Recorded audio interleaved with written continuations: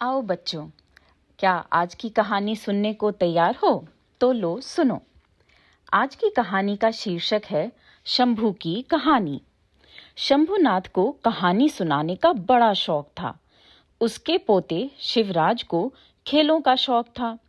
शंभू अक्सर उसे डांट देता, अरे छोकरे, दिन भर का ये कैसा खेल है। फिर भी शिवराज घर से भागकर बाहर खेलने निकल जाता और शाम को ही घर लौटता। कभी कभी शंभू अपने पोते को जबरदस्ती बिठाकर कहानियां सुनाया करता, पर यदि वह थोड़ा सा भी असावधान रहता तो शिवराज वहां से खिसक कर भाग जाता। शंभू ने अपने पोते के अंदर कहानियों के प्रति अभिरुचि पैदा करने की अनेक प्रकार से कोशिश की। उसके लिए अपने पास मिठाइयाँ और खाने की अन्य चीजें भी छिपा कर रख लेता था। फिर भी शिवराज अपने दादा शंभू की कहानी का नाम लेते ही घबराकर भाग जाता था। शंभू की समझ में नहीं आया कि शिवराज को कहानी सुनने में तकलीफ क्या है। उसने अपनी पत्नी, बेटे और बहू को बुलाकर पूछा, क्या मेरी कहानियां सुनने में तुम लोगों को नीरस मालूम होती हैं? वैसे बड़ों को कहानियां सुनने का अधिक शौक नहीं होता, फिर भी वे शंभू को अप्रसन्न न करने के ख्याल से यही जवाब देते, आपकी कहानियां बड़ी मजेदार होती हैं। हमारे दिल में उन कहानियों को सुनने की बड़ी इच्छा होती है, पर कमबख्त शिवराज को क्यों पसंद नहीं आती, हमारी समझ में नहीं आता। ये मौका पाकर शंभूनाथ ने उन लोगों से अनुरोध किया, तब तो तुम ही लोग मेरी कहानियां सुन लो। मैं तुम लोगों को इस प्रकार कहानियां सुनाऊंगा जिससे तुम लोगों के काम में कोई बाधा न पड़े। इसी विचार से बत्तियां बनाते वक्त अपनी पत्नी को, रसोई बनाते वक्त अपनी बहू को और पिछवाड़े में साग सब्जी की क्यारियां सींचते वक्त पुत्र को शंभू कहानियां सुनाने लगा। दरअसल बड़ों को भी शंभूनाथ की कहानियां सुनने में खींच पैदा होती थी। इस मुसीबत से बचने के लिए वे शिवराज को पकड़ लाते और शंभू के हाथ सौंपकर कहानियां सुनने की मुसीबत से बच जाते। इस प्रकार थोड़े दिन बीत गए। इसके बाद शिवराज ने अपने दादा के साथ ये समझौता कर लिया, वह प्रतिदिन अपने दादा के मुंह से एक ही कहानी सुनेगा। इसके बाद उसको खेलने के लिए जाने देना होगा। शंभू ने शिवराज की शर्त मान ली, पर वह अपनी बुद्धिमत्ता और चातुरी के द्वारा अपने पोते को धोखा देने लगा। कभी शंभू इतनी लंबी कहानी सुनाता जो कभी खत्म होने का नाम न लेती। इस पर शिवराज को रोना आ जाता। कभी कभी वह एक साथ 4-5 कहानियों को जोड़ते हुए एक ही लंबी कहानी के रूप में सुना देता। इस तरह शिवराज को खेलने जाने का मौका नहीं मिलता, क्योंकि उसकी शर्त के मुताबिक वह कहानी समाप्त होने के बाद ही खेलने के लिए जा सकता था। उन्हीं दिनों उस गांव में एक नया लड़का आया। शिवराज को वह लड़का अच्छा लगा। नए लड़के ने एक दिन शिवराज से पूछा, थोड़ी देर और पहले क्यों नहीं आते, तब हम देर तक खेल सकते हैं। इस पर शिवराज ने अपने दादा की कहानी सुनने की मुसीबत बताई। नए लड़के ने उत्साहित होकर पूछा, सचमुच तुम्हारे दादा कहानियां सुनाते हैं? कहानियां सुनने का तो मुझे बड़ा शौक है। तो तुम मेरे दादा की कहानियां क्यों नहीं सुन लेते? मैं किसी और लड़के के साथ खेल लूंगा। शिवराज ने प्रसन्न होकर कहा, अच्छी बात है, मेरे घर में कोई भी मुझे कहानियां नहीं सुनाता। नए लड़के ने अपने परिवार वालों की शिकायत की। अगले दिन शिवराज ने नए लड़के का अपने दादा के साथ परिचय कराया और कहा, दादाजी, ये मेरा दोस्त है, कहानियां सुनने का इसे बड़ा शौक है। शंभू बड़ा खुश हुआ। शिवराज को छुट्टी देकर उसने नए लड़के को एक कहानी सुनाई।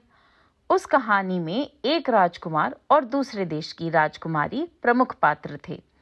राजकुमारी को एक दिन एक भयंकर मांत्रिक उठाकर ले गया।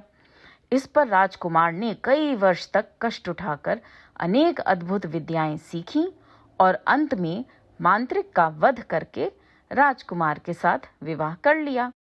इस पर राजकुमार ने कई वर्षों तक कष्ट उठाकर अनेक अद्भुत विद्याएं सीखीं और अंत में मांत्रिक का वध करके राजकुमारी के साथ विवाह कर लिया। ये कहानी सुनकर नए लड़के ने शंभू दादा से पूछा, इसके बाद किसी दूसरे देशों के मांत्रिक राजकुमारियों को उठाकर तो नहीं ले गए?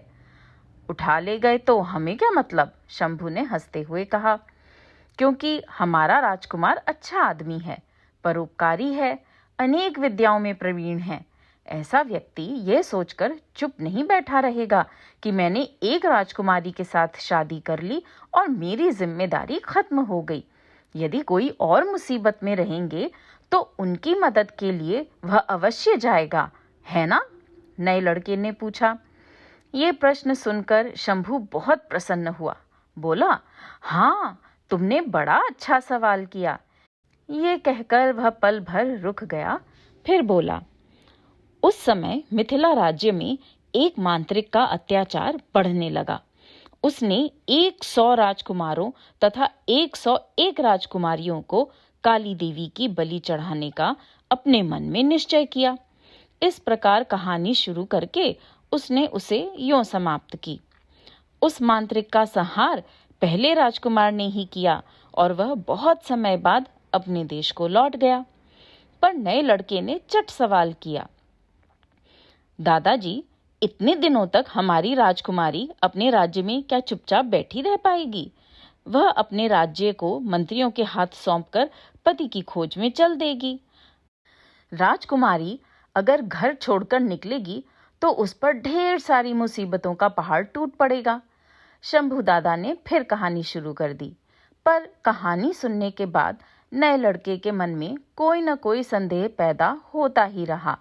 इसलिए शंभू की कहानी का अंत न हो पाया। आखिर कहानी सुनाते सुनाते शंभू थक गया और बोला, शेष कहानी मैं तुम्हें कल सुनाऊंगा। कल तक मैं नहीं रुक सकता, मुझे तो अभी कहानी चाहिए, नए लड़के ने कहा। शंभू ने गहरी सांस लेकर कहा, बेटा, अंदर जाकर पानी लाओ, मैं पहले अपनी प्यास बुझा लूं, फिर कहानी पूरी करूंगा। नया लड़का घर के अंदर चला गया। मौका पाकर शंभू घर से निकल पड़ा और लगा अंधाधुंध दौड़ने।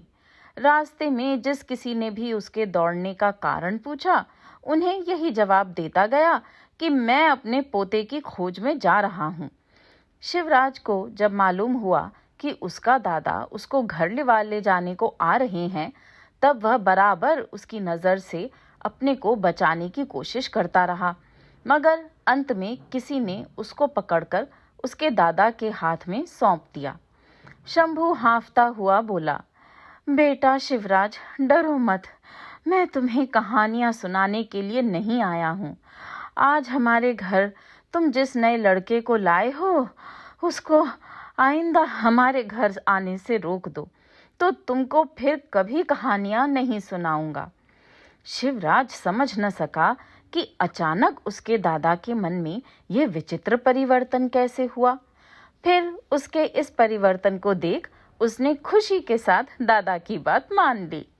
इसके बाद शंभूनाथ ने फिर कभी किसी को कहानियां नहीं सुनाई। वे भली भांति ये समझ गए कि किसी से उसकी इच्छा के विरुद्ध जबरदस्ती काम लेना कितना कष्टदायक होता है।